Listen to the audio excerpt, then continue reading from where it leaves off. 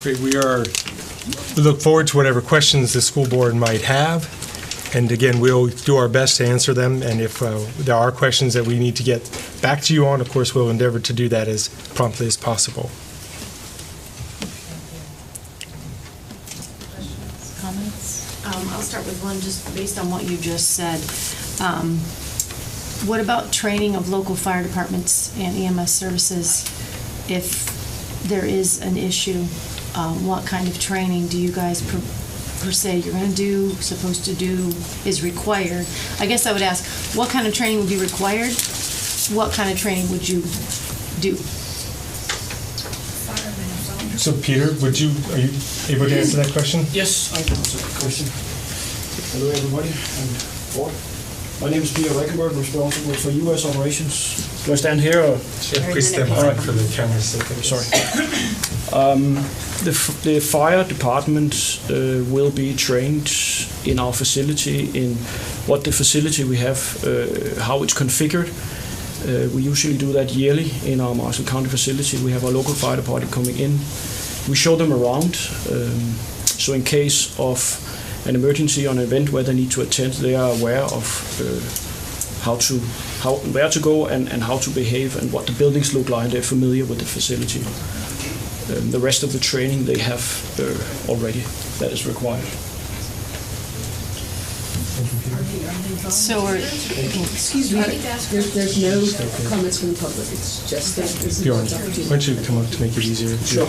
are you guys aware that we have multiple fire departments that if something, in my mind, if something was to happen at the plant, obviously it would be, I'm assuming, just from the fact of the size of the plant, all alarm would probably go off in Jefferson County.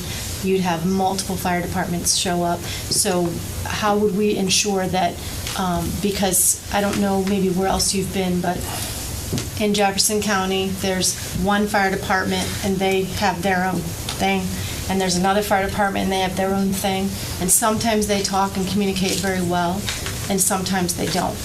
And so we would need to ensure that every single fire department and EMS and first responder was included in all and any communications. And I just kind of want some assurances from, like, how would we make sure that that was done? Yeah, if I understand the question correctly, we would, in a situation, if something should occur, we will call the fire department and inform them what that situation is, and based on that, it's up to the fire department to make the decision on, how much personnel, how much equipment is required to deal with a given situation. And CORE, they have been trained and understand our facility, they will be able to make that call. So is it your perspective that you would train all of the county fire departments in general to make sure that everyone had the opportunity to be able to get that training ahead of time? Because what I'm saying is, again, where you're located, you may get citizens, you may get independent, assuming you get independent. But yeah, Shepherdstown would probably definitely show up. Plus, we also have pretty much a volunteer service in Jefferson County. We don't have paid firefighters. People get upset about even paying an ambulance fee. So this is something we would have to coordinate with the fire marshal. That's not up to me to decide who's trained, but we can provide the training that you normally get by showing around in the facility. Good. Other questions? Any questions? Do you have any? I'll make a statement, but you go ahead. I have a question about the human health impact study that you've agreed to. We had some conditions that went along with that, and we really didn't get much feedback other than, yes, we'll do the human health impact study. The first one was, we asked for a moratorium while that study was completed, and it doesn't seem that you've reacted to that. We've asked twice in writing now, and we haven't gotten any response. It really kind of doesn't sit very well with the community that we've asked you to do a study, you've agreed to it, yet you're still kind of marching forward with your plans. That is something I'd like to address. And then the other issue is it definitely needs to be an independent study and not a study that you provide. I hate to say this, but if you provide the study, it's not going to go over well. Yeah. I mean, we're getting conflicting information. You're over here saying, oh, it's perfectly fine, and they're over here saying we're going to die. I mean, it's we need an independent company, and not just an independent company, but an independent committee made up of various groups of citizens to pick the company to give the study. And the study has to be all-inclusive. It can't just be on the emissions of the smokestack. It has to be on the emissions of the trucks that are going to be coming through, the safety of the trucks. I mean, everything, where your waste is going to be going. I mean, it has to be all-inclusive. And that's extremely important, because if we don't have that information, I don't know, you have to prove to us that you're safe. We can't just take your word for it. Sure. And if you can't have that proven to us, the good thing is that you don't have to take our word for it, because in order to get the permission to operate, we have to comply with the standards that we've articulated, quite extensive standards, and that they are geared already toward protecting the health and well-being of the sensitive populations, including children, the elderly, and asthmatics. So there already is a great deal of literature, of studies that have been done, and our proposal is that we together review that material, understand better what the implications are in the context of the Rockwool Ranson facility, so that the school board and the parents and the community can be reassured. It would be necessary, of course, to work together to identify, and when I say together, it can be, of course, very broadly together, to identify appropriate, legitimate experts to do the kind of review of the literature that we're referring to in the context of the Ranson facility. I think Trent did address the question that the school board has asked regarding a pause in the construction, which we don't believe would be necessary or appropriate, although, as Trent mentioned quite clearly, I thought, that we would be willing to, of course, look at any results that were contrary to the expectations that we have, including delaying the project if that were necessary in order to address those concerns. well, is there a reason why you wouldn't just hit the pause button right now until we can get that study done? And I'm not saying it needs to be, a year-long study. I have no idea how long it would take to get a study done. But just long enough, to get the study done, to give peace of mind one way or the other. Rather than just saying, oh, it's going to be fine and we're going to build it no matter what. That's kind of the impression that you're sending right now. Well, we also would welcome a discussion with the school board, for example, on what the conditions would need to be in order to restart the project if we were to put a pause on. For example, what is it that would reassure, what would be adequate, sufficiently reassuring to the community, to the school board, in order to start up again? Because if we're going to pause, we would also like to know under what conditions it would be acceptable to resume.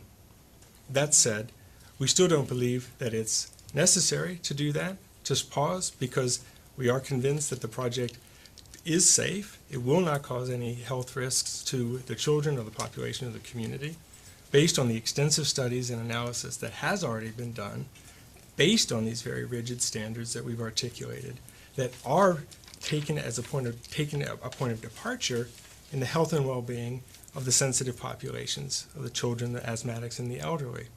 And again, just to emphasize that if contrary to expectations, a review of these studies and a review of the Rockwool facility should show that there was reason for concern, of course we would take that very seriously, including being willing to pause the contract, the project, delay the project, in order to address and rectify any concerns.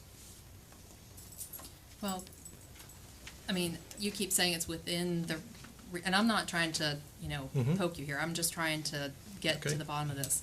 You keep saying it's within the West Virginia Department of Environmental Protection standards. Now, are those standards like overall standards, or do they have standards for children? Because I'm not a scientist. This isn't my thing.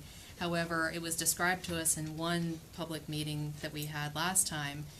If an adult takes 2 aspirin, a child can only take a half an aspirin. So if the West Virginia DEP is saying, okay, this number is good, is that the number for an average adult, or is that the number for a kindergartner?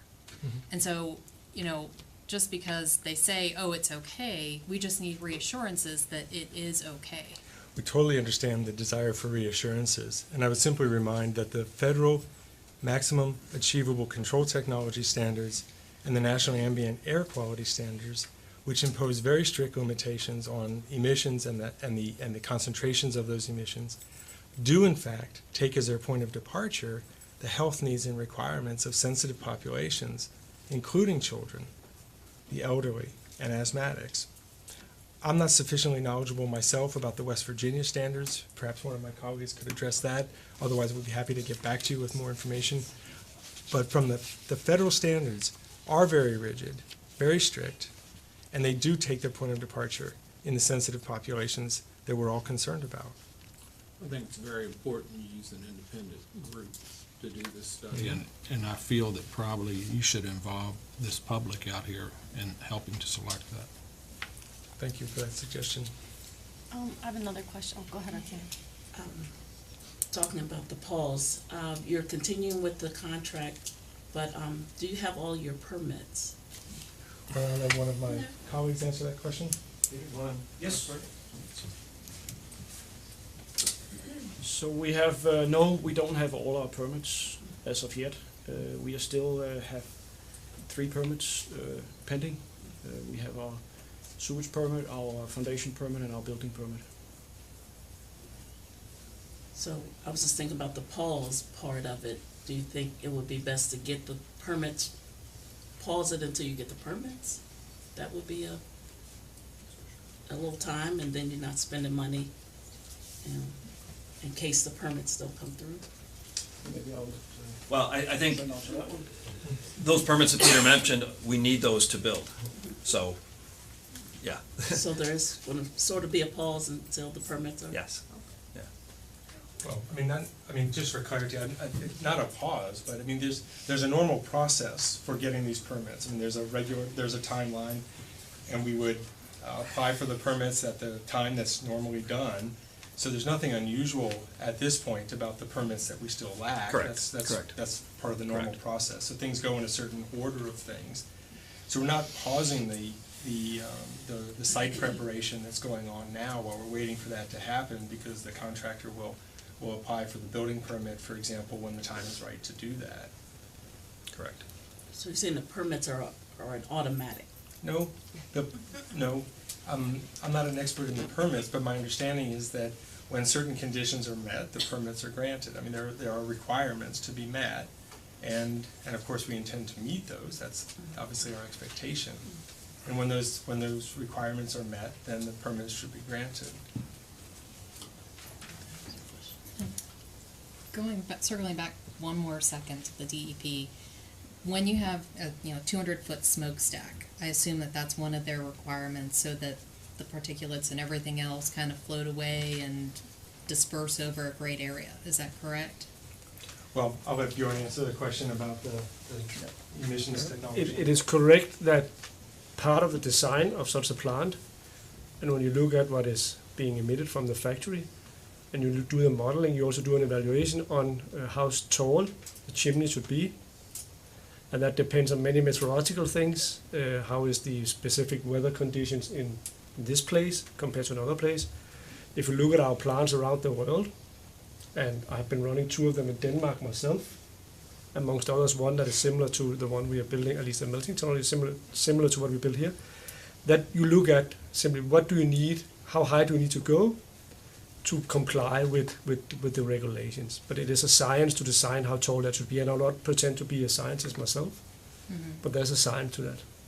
So it's possible that the impact study that we have that's looking at this specific area, not just the general standards for emissions, that they might look at this area and see that we're sitting in a valley where you guys evidently have told Loudoun County, don't worry, no pollution is coming your way. Well, what's happening between the plant and the border? Is it just dropping down on Jefferson County? I mean, it's got to go somewhere. If it's not continuing to blow, it's not disappearing.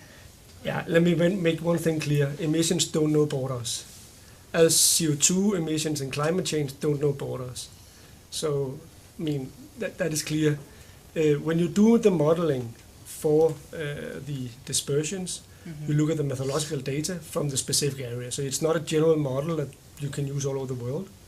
It is actually using specific methodological data from this area. And it is using the last 5 years. I mean, I heard the word 43,000 hours, but does it mean in reality it means around 5 years? And that is being used then to see what happens at the worst specific time for those 5 years.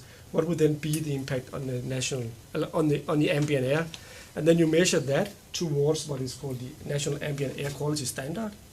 And see, do you then fulfill those rules? And that is what Trent showed before, that for PM10 and for PM2.5, we are approximately 1/6 of what is deemed to be safe for the vulnerable populations, as Michael mentioned before. Then, because somebody mentioned West Virginia, there are certain elements that is not governed here, and that's why we then compare to Virginia. But you do use the local methodological data to do the modeling.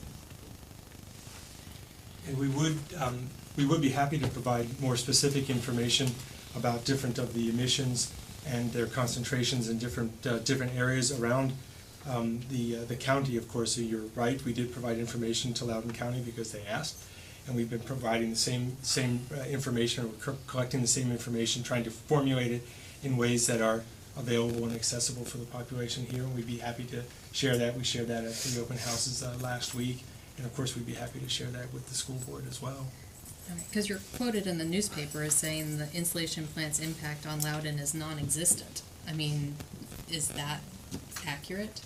Is that the information that you gave them, that it's non-existent? If the pollution doesn't know borders, I'm not quite sure how. That's right. So we don't believe there'll be any impact in Loudoun County. Okay. I've got another question, if you don't mind. So if you guys can get us also the information, I know that you gave us information on the formaldehyde number from North Jefferson, but it's also been brought up obviously multiple times, and I have children in those buildings as well, for the other three schools, because there'll be 4 total. And based on the pollutants and the stream of pollutants and the way that it flows, it looked to me from those original maps that actually North Jefferson may be the one that is least affected than the other 3. I don't know that that's the case, so I defer to some numbers. I would like some on that, at least on that number. And that being the case, you know, if we look at that and those other 3 schools are not affected by that at all, and North Jefferson is affected by that, then I think we do need to look at what is Rockwool's responsibility. If it is true that we look at these facts, that we couldn't build that school there today, which frankly, I can't believe it was built there when, those of you who didn't live here, that was a major highway. That was the only highway. There was no Route 9. This wonderful 15-minute bypass to Martinsburg was an hour and a half to 2 hours, depending on what tractor trailer you got behind, or how many hundred thousands of them went up and down that road every day.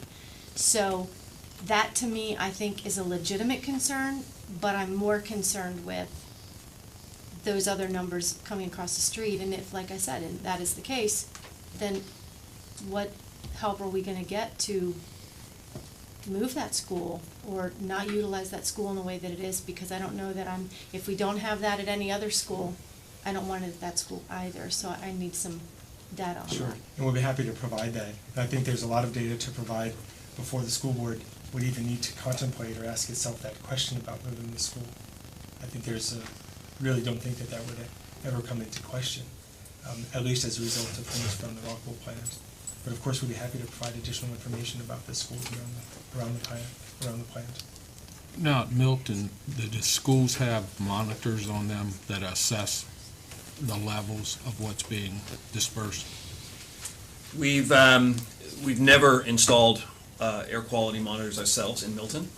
I'm sure up there, instead of a DEP, it's called Administered Environment. They may have some air quality monitors in the area, but we haven't specifically put our own air quality monitors in Milton. that might be of interest when you locate the monitors that you're going to put out throughout the county. Yeah, so I think there, it's a really good question, where should they go? So we'll make sure we get some independent expertise that everybody accepts that those are the right locations, the most critical areas, critical locations to give us a good read of air quality. So we will seek some independence and hopefully satisfy that we're not just sticking them anywhere. We've gotten a lot of information from the public via email. Is there any way that you can provide us a list over the past, how long has your company been in business? In the world, we've been in for 80 years. We've been in Okay. North America for 30. So for the last 30 years, can you provide us a list of any environmental mishaps or outside of the regulations? Yes, we can. Okay. I've got two more questions. One is about, there has been concern raised from our constituents about the current level of movement with the dirt, with the arsenic in the dirt, and how that may be affecting our students who are currently at the school right now. Can you give us some information on that? Yeah, we can. I think Peter maybe could talk about our voluntary remediation plan. I can talk about that. So before you can start moving any soil on a site like Jefferson Orchard, you have to enter into what's called a VRP, that's a Voluntary Remediation Program, which is managed by Department of Environmental Protection of West Virginia. And we did that, and that entails that you have to sample the soil in a matrix or a grid that you intend to move. And then based on those samples, you have to test what are the limits of pesticides, amongst others. And none of the soil on the property that where we have moved the dirt already, at least partial, none of that soil was exceeding any of the limits that required, for instance, that we piled it, like you see, for instance, with Procter & Gamble. You see those big berms that they've built up, that stockpiling of and remediation of soil. It's a method of remediating soil. And that was not required because we found no soil exceeding limit, with the exception of, there was one point which was an old mixing station, we understand, and there was equivalent to 5 truckloads of soil that we removed to an appropriate landfill approved for this type of soil. And other than that, the soil is cleaned up and the soil is safe to move around.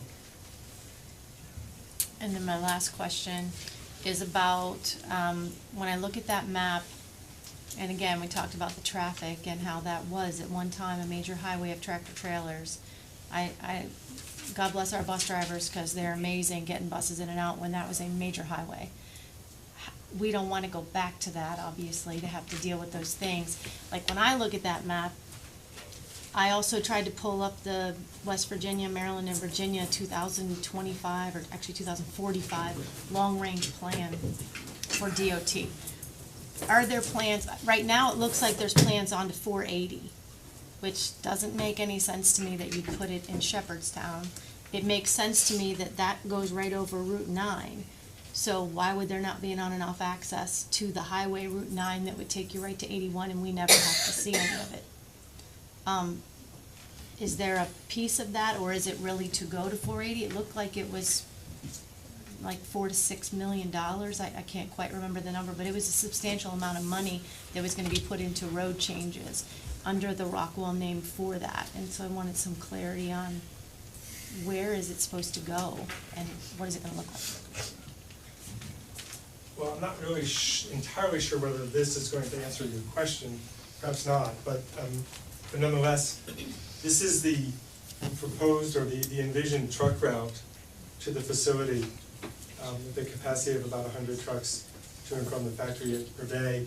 But down here, you can see it. I'm not familiar with the exact names of the roads. Maybe Peter, you can describe for them. It's not so easy to see, but excuse me, that's the wheelchair exit at Bardane, Black Dog Coffee over here. And our intention is that the truck traffic will exit and enter via this, from the new line via this exit, and then come up over the Osborne Avenue where the bridge is. That was shown on the behind render. So they wouldn't pass the school. right, but what I'm thinking is long-term, that doesn't necessarily make sense, but is there a plan? Because what is the plan, I guess, then, that Rockwool would have to get onto 480? It didn't make sense to me why that would be brought in at all, and why there wouldn't just be an on and off ramp onto Route 9, go to 81, get out, get back in, and never get on Jefferson County roads in that regard. So I wondered if somebody could shed some light on how 480 came into it, or what that's for. I don't know. I don't have that information about the 480. But what I can say is we have discussed this with DOH. The amount of trucks coming and leaving, what type of trucks, what type of employee traffic, bicycles, pedestrians, etc.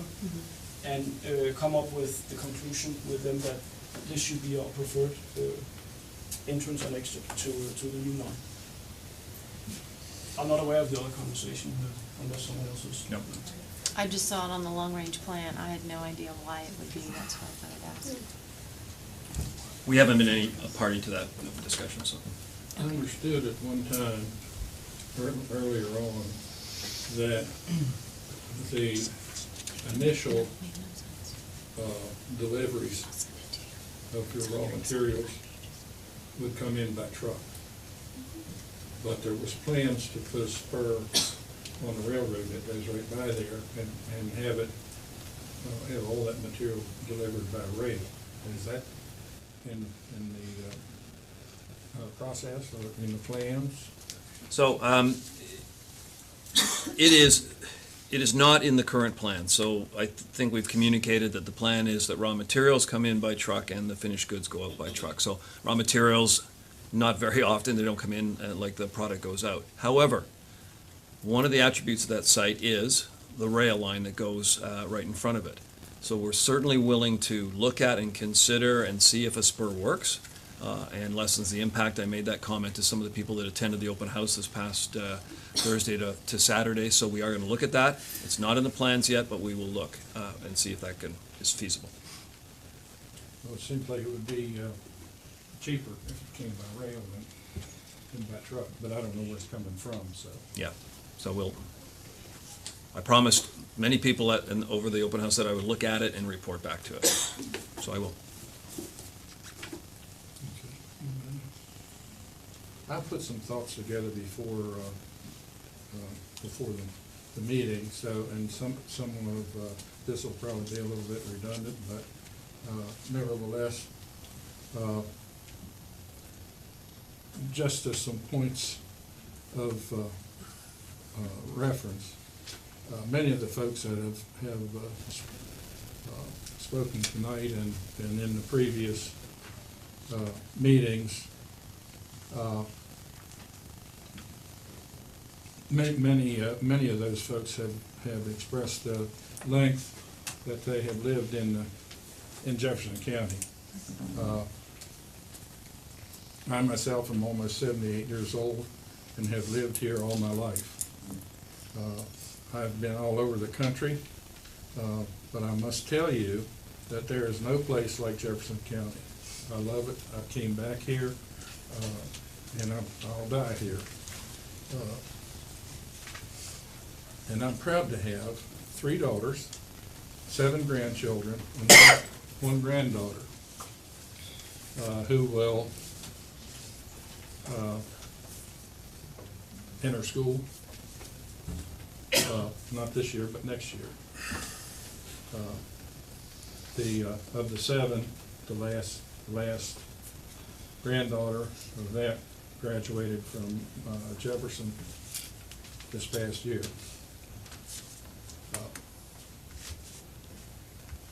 All of our family started, David Tabb said his family was 400 years, and maybe it was, I don't know. But my family started here in this county in the early 1790s. When Daniel came into this state from Pennsylvania, he established a mill on the Shenandoah, the ruins of which are still available. He also started the little town of Cabletown, which is a cute little, I always call it an English village. It may not be, but it reminds me of that. And the magisterial district of Cabletown is also that same origin. All of this is to illustrate that we board members are just as concerned about all these things we're talking about as the other people in the county, all these other folks that are quite concerned. So then now we get to the redundant part. Dr. Gibson has offered in at least 2 letters that, and I think they were actually requested by someone in your organization, in 2 letters that she requested 3 absolute necessities to bring both sides of the present disagreement to an equitable solution. I believe these 3 actions on your part have been offered twice in letter form and not presented to the public. First, to show an action to signal that the public, to the public, that you sincerely wish to work with the community. You have to cease the building process until tests have been agreed upon and are complete and available to the public. I think that's a must. These 3 things you've already heard. You've addressed some of them, but in the people that I've talked to, in emails that I've got from those folks, we're at loggerheads right now. We're at loggerheads. You don't want to give, they don't want to give. And that's not a very good situation to be in. So some accommodations have got to be made by both sides, really, but we'll get to that. In order to earn, if you will, these folks' belief in what they're hearing and what they're seeing, I think it was mentioned before that you need to have a group formed that will sit down together and decide on these questions that are up. If you don't do that, you don't have any credibility, and that's the problem now. You don't have any. They don't trust you. Good, bad, or indifferent, they don't trust you, and you're not going to get anywhere until they do trust you. Do you think we can earn their trust? I think you can if you sit down with them and work with them. I'd be happy to do that. We've actually invited a couple of times, but then denied or rejected. But we'd be happy to continue doing that. Of course we will, sir. Of course we will. Well, I'm glad to hear that, and I hope these folks are willing to do that. Certainly. Of course These are not dummies. That's for sure. So, I think you can sit down, and if you really want to do so, both of you can get together and solve this problem. If you don't, it's all going to blow up. I guarantee you that. Thank you. Sir? I think, first off, we totally agree this is a beautiful place. Pardon? We totally believe Jefferson County is a beautiful place, so we're with you on that and everybody that says so, and a strong community. So we've tried tonight to address the questions raised by the school board. Yeah, stopping construction, moratorium on construction, we don't think that's required because we're confident in what this assessment's going to be. We don't think it's fair to the jobs we're creating, the economic impact we're bringing. However, as I said, if the unexpected happens and there is an issue, there's time to address it, make some changes, even if that does mean a delay in the project. So I think we've answered that question and the other ones raised. And it's very important that we seek stakeholder and community involvement in picking who do we pick who does the assessment, We said we want to participate. We didn't say we're going to do it and show you the results. So, yeah, absolutely. Yeah, I think both sides got to sit down together in this room if you have to, and talk this thing out. Otherwise, we're all going to be in big trouble. Okay. Thank you. Before I forget, another aspect of the impact study also needs to be the water usage. I guess that's something that, isn't regulated by the Department of Environmental Protection, but I guess it's an issue. Well, we'd be happy even this evening if you had specific questions about water. We'd be happy to answer them now if we're able to. Well, how much water you will use and where is it going to come from? So our expected daily consumption is, if I get it right, is 125,000 gallons per day. 125,000 gallons per day. That will be primarily from the city water supply, although it's reduced by the amount of rainwater that we're able to capture in the different catchments that we have. So our effort, of course, is to capture as much natural rainwater as possible to reduce the amount that we're taking from the municipal water supply.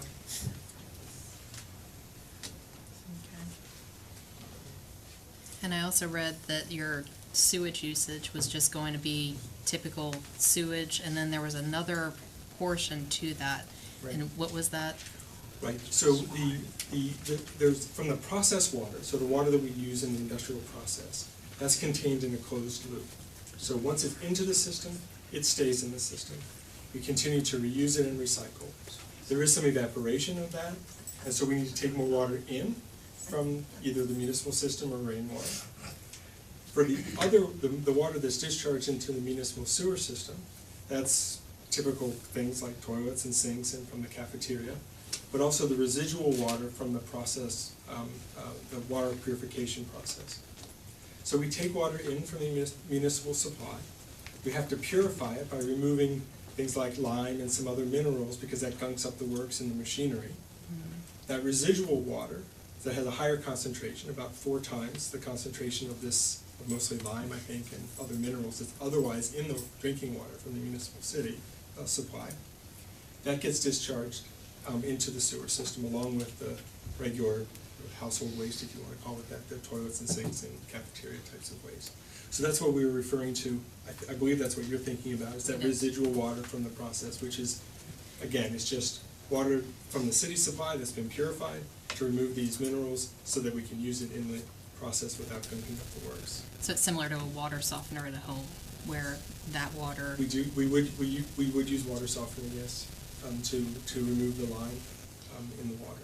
And so the water that's going back out has a pretty high concentration of limestone or whatever the minerals are in the water. Is that about 4 times the concentration of what would otherwise come in from the city supply, and before the process, right? So what comes out is about 4 times the concentration of these minerals. And that's something that the Charlestown sewer plant can handle? I mean, we haven't heard anything to the contrary. But I haven't heard anything to the contrary. I don't know if there's anything in the. No, it's absolutely correct, and I think you've explained the way it is. And no, they are aware of this. They are aware of the type of water that they will receive back, and they have not raised that as a concern with us.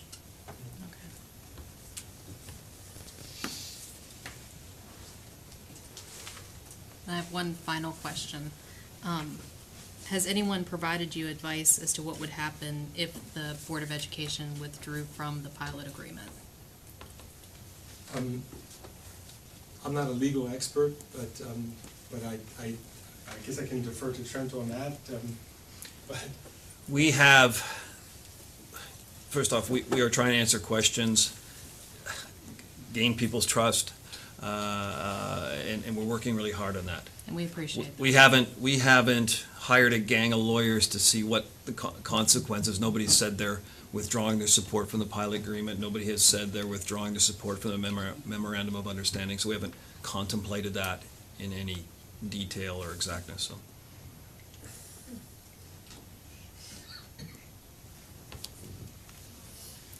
What is the memorandum of understanding? Who is that between? That's between us the state, Jefferson County, and the city of Branson. Did I miss anybody, Peter? Utilities as well. Utilities.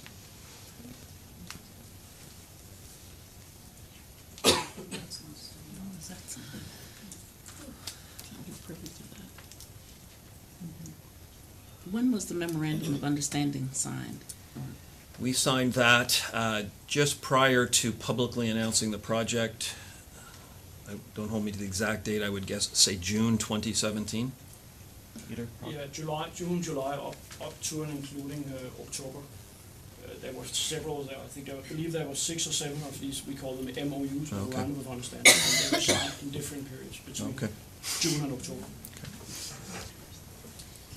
And I appreciate your patience with us because we're trying to play catch-up with everybody else, because when the Fine. JCDA came and presented to the board, it was all a financial presentation. It had nothing to do with your actual company. So Okay, that's fine. thank you for your patience with our questions. We're happy to answer as many of them as we can, as promptly as we can. But, you know, I still feel pretty strongly, as Mr. Cable does, that we'll ask once again that you please put a moratorium on everything until we can get that impact study. I know you're confident, they're confident, we're not confident. I mean, it would say a lot. I mean, you're wanting this to be your community, and so in order to get the community behind you, that would just be a show of good faith to do that. May I ask a question? Mm-hmm. What would the school board's reaction be to the idea of engaging in a rather short order, but engaging with reputable, credible experts in the field who can be identified with help of the community, of the academic community as well, to help sort of walk through what the studies already are. I mean, to get a baseline, perhaps a clear understanding of what already has gone into the process of making the assessments, of making the analyses. Of course, we understand that the school board doesn't have its sort of built-in expertise in these kinds of questions, so that's self-evident, of course. But would it be helpful, for example, if in the short order we were to help to identify experts, perhaps from one of the universities close by, who could walk you through this process and help you understand perhaps the complexities of that already are built in to the process of getting to the point where we are, which might help explain why it is we feel confident that there wouldn't be any real need to hit the pause button.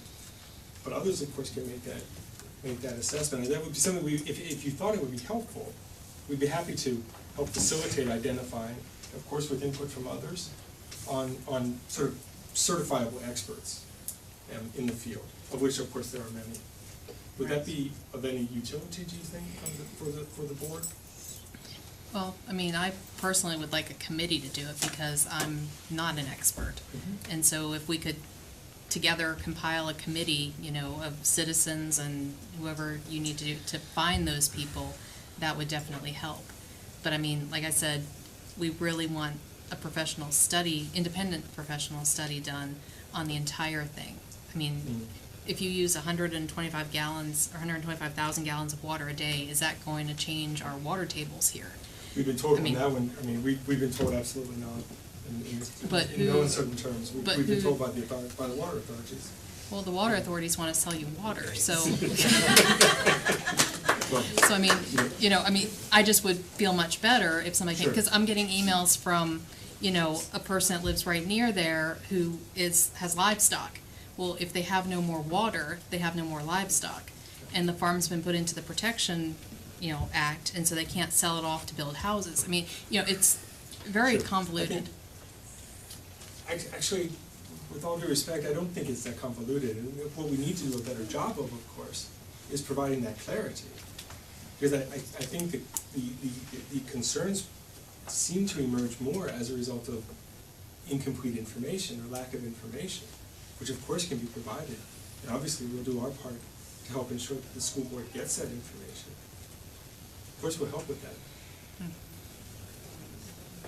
And from whatever sources, you know, are available, of course, to make that independent assessment that you're referring to, so it's not the water company. I guess the thing that bothers me is that you talk about levels of emission and levels of risk, but me as a resident, as a mother, any level of risk, I don't want that on my conscience.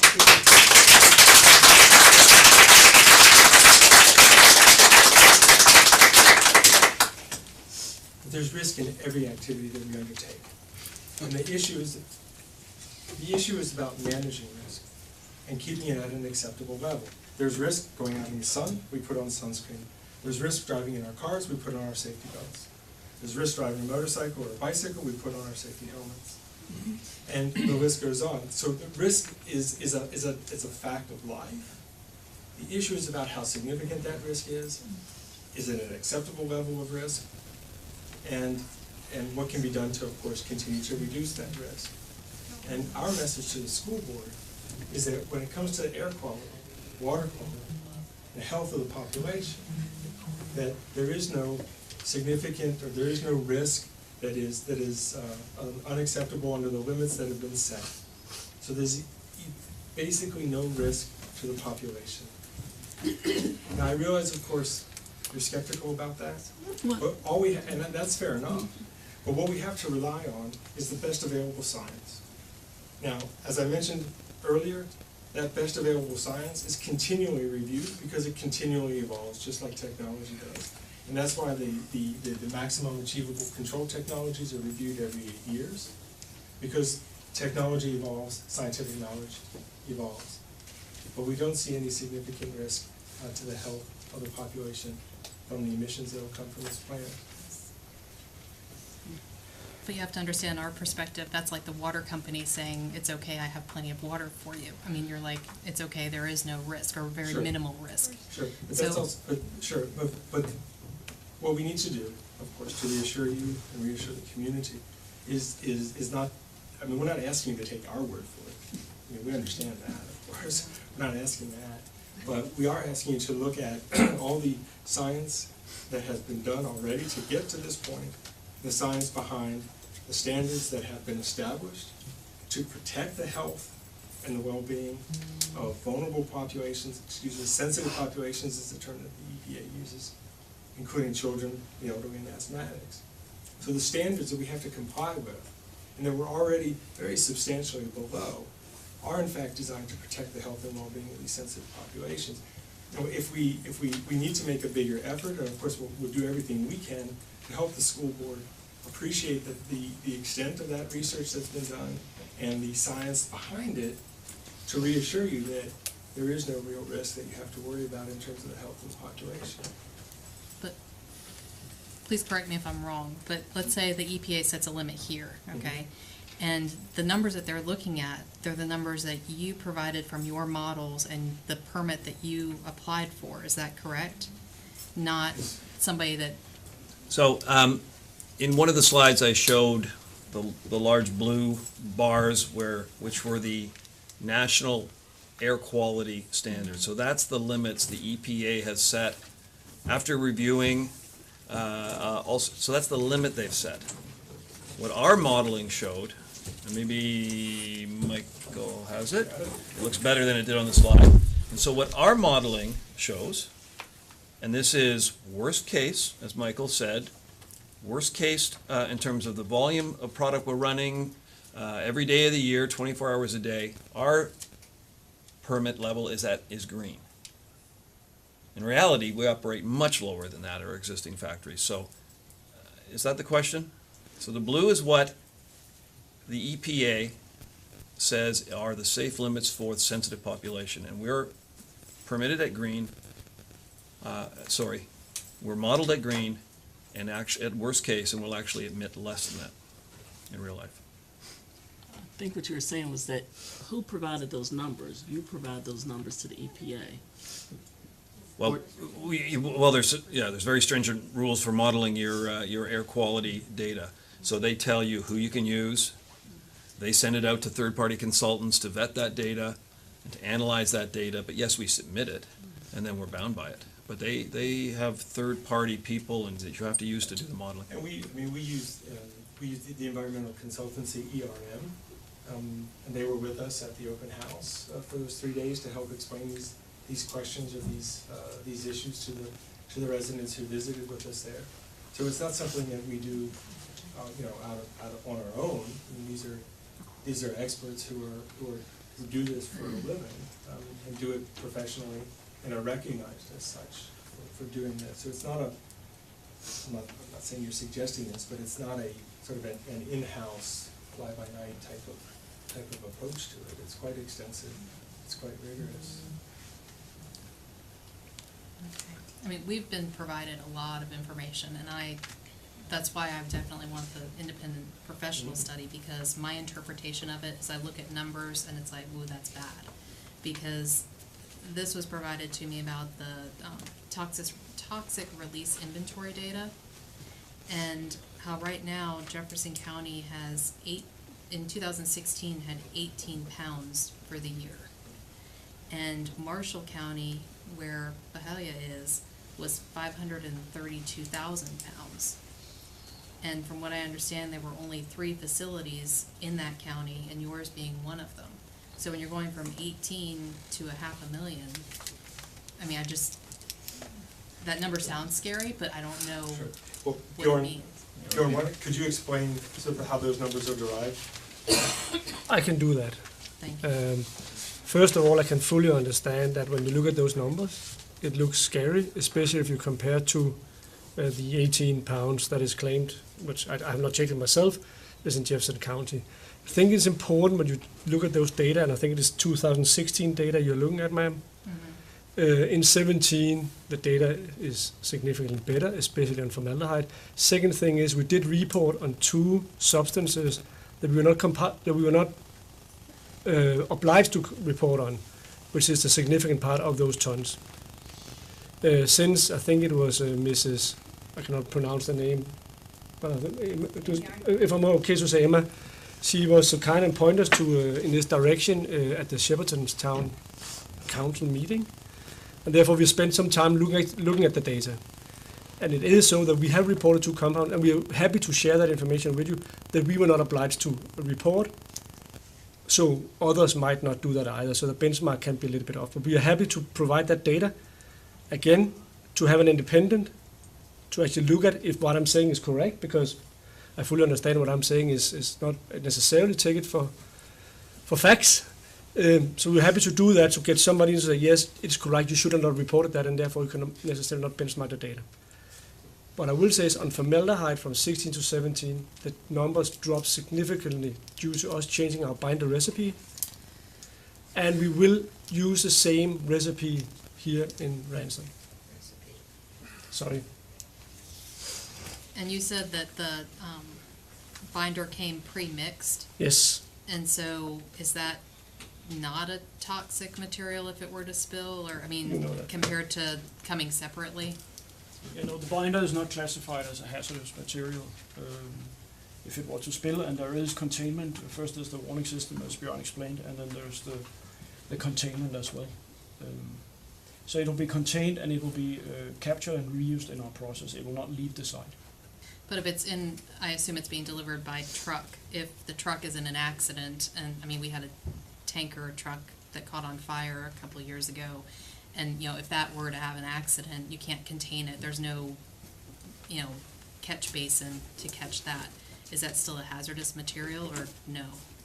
It is not. It's not a hazardous material. It's classified under, for instance, on flammability as the lowest rating. So it's a normal spill that the authorities knows how to deal with in case of a truck spill.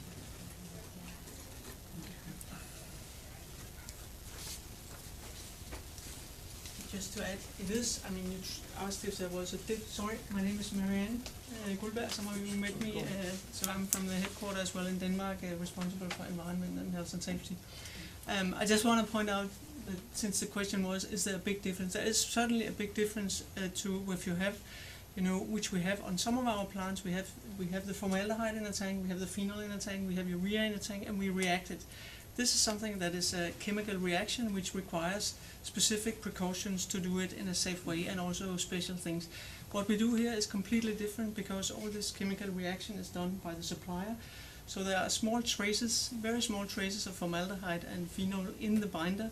This is what we talked about, to optimize with the supplier to get the most clean material. And there's a completely different hazard classification to this mixed and reacted binder that we get. It's completely different from formaldehyde, phenol, or the other stuff. Yeah. And is that binder used in Bethesda as well as Milton? Yes. Okay.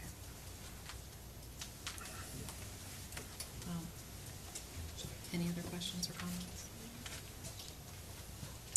I just think, first of all, I want to say thank you to the community, because I think they've done an outstanding job of, making us aware, making the community aware. I want to say thank you to Rockwool, because, any of us who've run for political office, to sit there and listen to someone speak ill of you, even though, they're very passionate and feel very strongly, and we all believe much of what they're saying. I mean, that's just, I'm not a scientist and I don't fully understand that. And I think that you listen to that with a lot of grace, and I appreciate the fact that you've done that as well. I know this has been hard. I know I have seen Leslie at event after event after event, including the Happy Retreat event, and trying to be an investment in this community when you didn't necessarily have to do that. I've kind of gone back and reflected on Jefferson County as a whole. Moving here, living here, we've seen a lot of changes, and I think that what we're dealing with personally, my personal opinion is, for those of us that live in Huntfield, they didn't want Huntfield, and it was going to destroy Jefferson County. When table games was referenced, there was going to be hookers on every corner. All our children were going to become gambling addicts, and it was very intense, and I attended all of those meetings, and it was quite horrific. There was no Facebook then, so it was a little bit different than it is with social media today.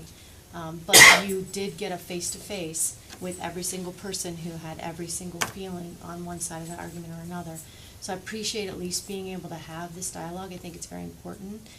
What I think we're at now is we've not had industrialization of Jefferson County at all.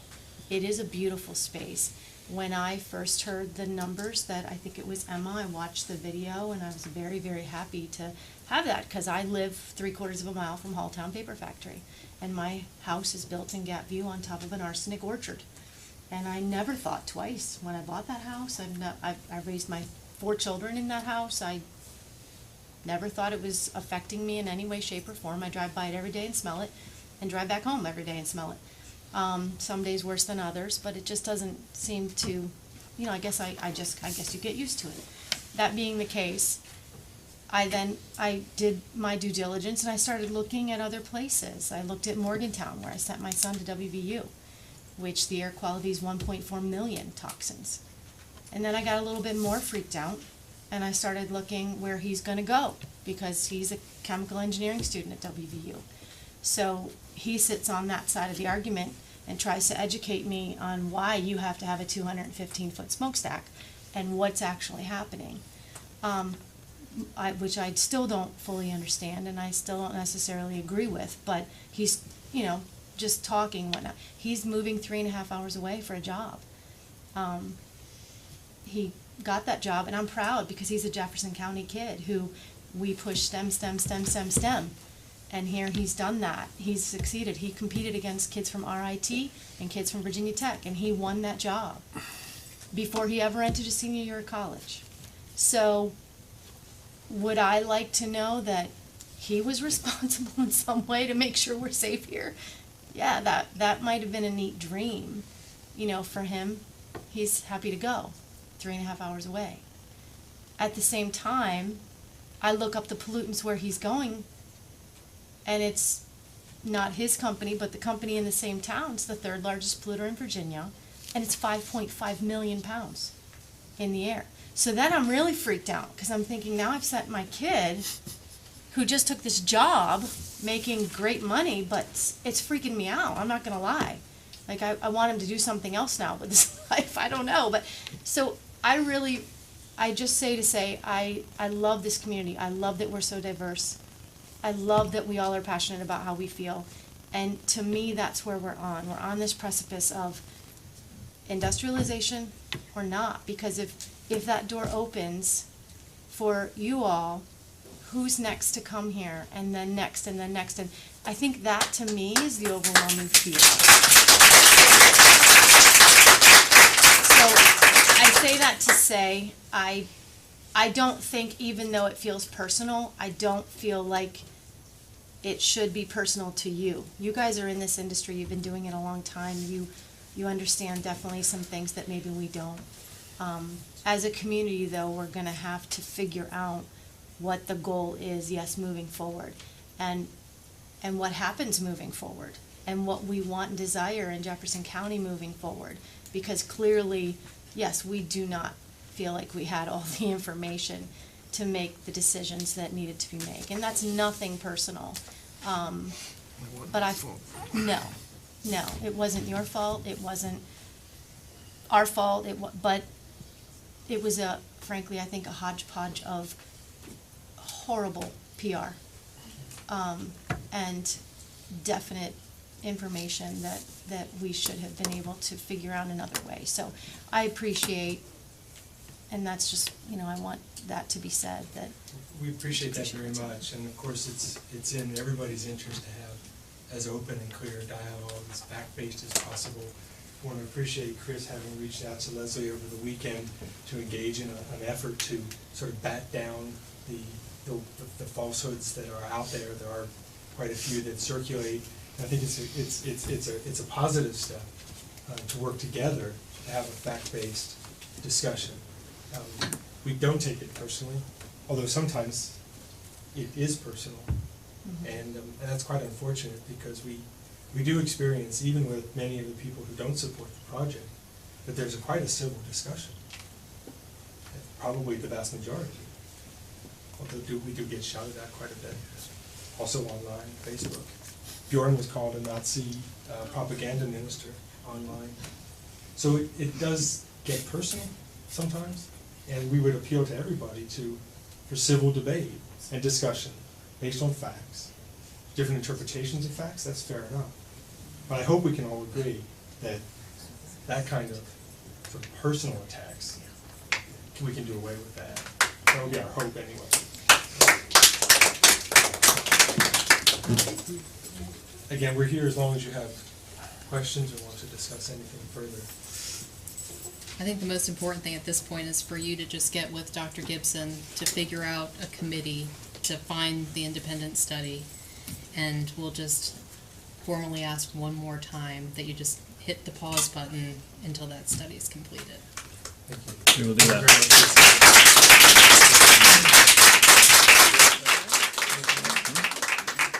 I don't think so. Thank you for coming, and Thank you for having us. thank you for all of the citizens to be here.